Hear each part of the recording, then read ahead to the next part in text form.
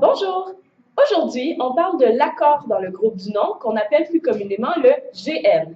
Donc, il y a deux règles à respecter quand on veut accorder un GN. Premièrement, il faut savoir que le noyau du GN qu'on va traditionnellement encercler pour l'identifier, il est un donneur d'accord, c'est-à-dire qu'il va donner son genre, donc soit masculin ou féminin, et il va aussi donner son nombre, donc soit singulier ou soit pluriel, aux receveurs d'accord. Donc, qui sont les receveurs d'accord? Ça, c'est notre deuxième règle. Donc, elle est ici. Le déterminant et l'adjectif sont des receveurs d'accord. Donc, qu'est-ce que ça veut dire? Ça veut dire qu'ils reçoivent l'accord que le noyau du GN leur a donné.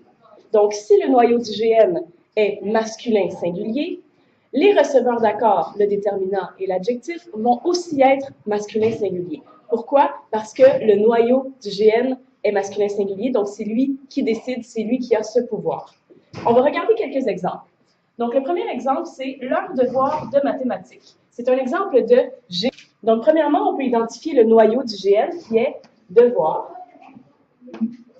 On a un déterminant, l'heure. Donc, le déterminant, on a dit que c'était un receveur d'accord. On va faire une flèche et on s'assure que l'heure est bel et bien du même genre et du même nombre que devoir. Devoir est masculin pluriel et effectivement, on a ajouté le S à l'heure, donc il est bien accordé. Ensuite de ça, de mathématiques, est-ce qu'il reçoit le genre et le nombre du noyau? Non, parce que c'est un groupe prépositionnel, donc ce n'est pas un receveur d'accord. Était le déterminant et l'adjectif. Donc, dans ce GN-là, c'est seulement l'heure qui reçoit le genre et le nombre du donneur d'accord devoir. On va regarder le deuxième exemple. Toutes les filles qui parlent français. C'est un autre GN et cette fois-ci, le noyau est fille. Et il y a deux receveurs d'accord, il y a deux déterminants. Le premier déterminant est les, le deuxième déterminant est toutes. Quand il y a le déterminant tout, tous, toutes, il est souvent jumelé avec un autre déterminant. Donc, ils sont souvent deux déterminants en même temps. Donc, toutes les filles, on a deux déterminants qui vont être des receveurs d'accord du nom. Fille est féminin pluriel, donc toutes, S et les sont toutes les deux féminins pluriels. Un troisième exemple, c'est le GN « ma meilleure amie ».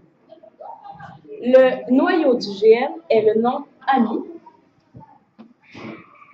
et il y a deux receveurs d'accord. Premièrement, il y a l'adjectif « meilleur » et deuxièmement, il y a le déterminant « ma ». Donc, « ami » est un nom féminin singulier. On voit qu'il y a le E. Donc, le déterminant féminin singulier, c'est bon. Et meilleur avec un E, féminin singulier, c'est bon.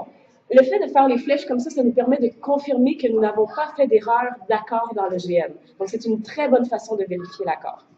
Le dernier exemple, c'est « ces gommes à effacer rose ». Donc, le noyau de ce GN est gomme. Il y a un premier receveur d'accord qui est le déterminant « c'est ». À effacer est un groupe prépositionnel.